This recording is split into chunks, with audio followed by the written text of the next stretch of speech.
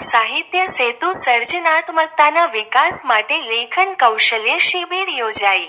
નંદીગ્રામ વલસાડ અને સાહિત્ય સેતુ વ્યારા આયોજિત સર્જનાત્મકતાના વિકાસ માટે લેખન કૌશલ્ય શિબિર નંદીગ્રામ વાકલ ખાતે યોજાઈ હતી. સૌ પ્રથમ નંદીગ્રામ અમીબહેન પરીખ દ્વારા સંસ્થાનો પરિચય કરાવ્યો હતો.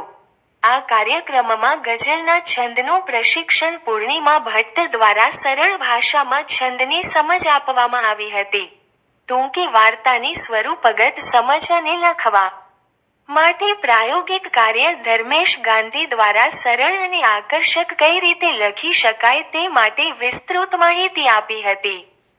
બાળ સાહિત્યનું સર્જન મહેશ દીબર દ્વારા સમજ આપવામાં આવી હતી.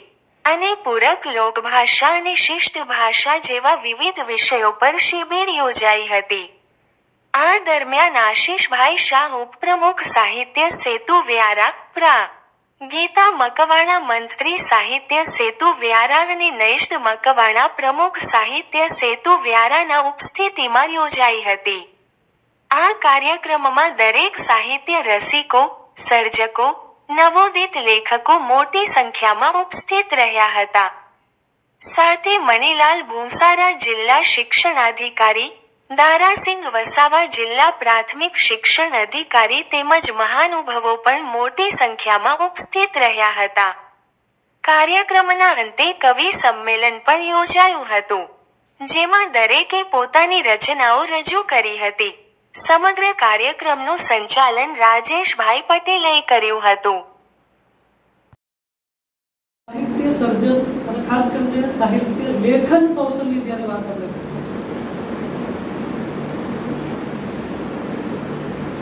તો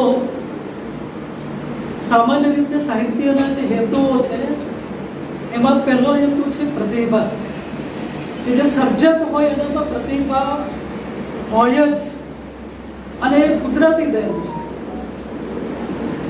એના વગર સર્જક થવું શક્ય જ નથી.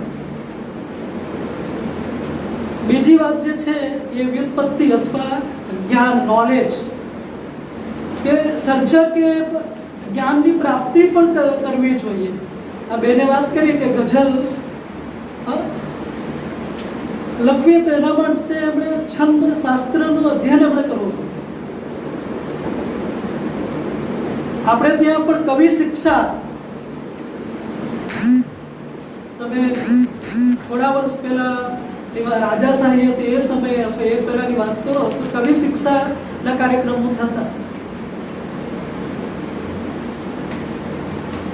એટલે જે સર્જકો છે એનામાં નોલેજ પણ હોવું જોઈએ, અલગ અલગ વિષયોને. તમને એક આશ્ચર્ય થશે કે જે સાહિત્યકારો છે એ બધા શિક્ષકો સાહિત્યકારો નથી, એટલું યાદ રાખજો. શિક્ષણના ક્ષેત્રમાં જે પડેલા છે એટલે ટીચર્સ, પ્રોફેસર કે એ જ બધા કવિ છે કે નવલકથાકાર છે, બધી ખોટી વાત છે. તમે જુઓ ને બધા કોમર્સ વાળા હોય, સાયન્સ વાળા હોય, એન્જિનિયર હોય અને કેટલું સરસ એ લેખન કરતા હોય છે.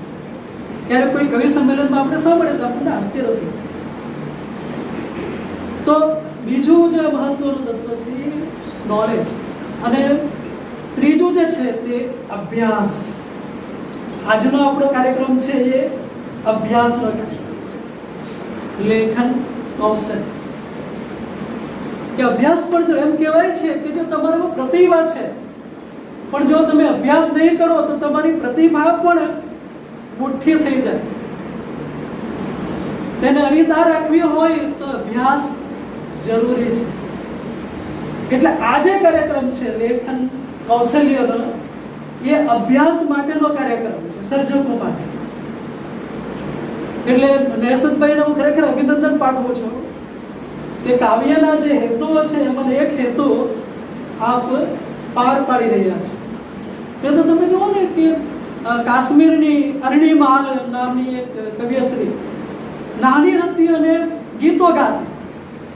કોઈને ખબર જ નહીં કે તે કવિતા છે, એમ જ ગાય. પછી કોઈ કલા પારખો ત્યાં હશે તો એણે એક દિવસે સાંભળ્યું, આશ્ચર્યચકિત રહી ગયા કે આ તો કવિતા છે. એ પ્રતિભા છે.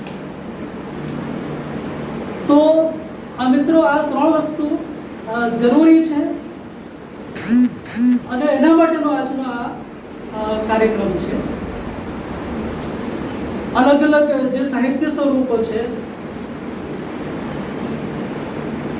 ટૂંકી વાર્તા, કવિતા, નવલકથા, એકાંકી, નાટક, નિબંધ, આ બધા સાહિત્ય સ્વરૂપ આપણે ખેડી શકીએ.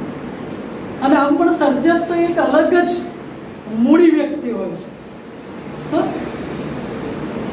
એ પોતાનામાં જ ડૂબેલો માણસ,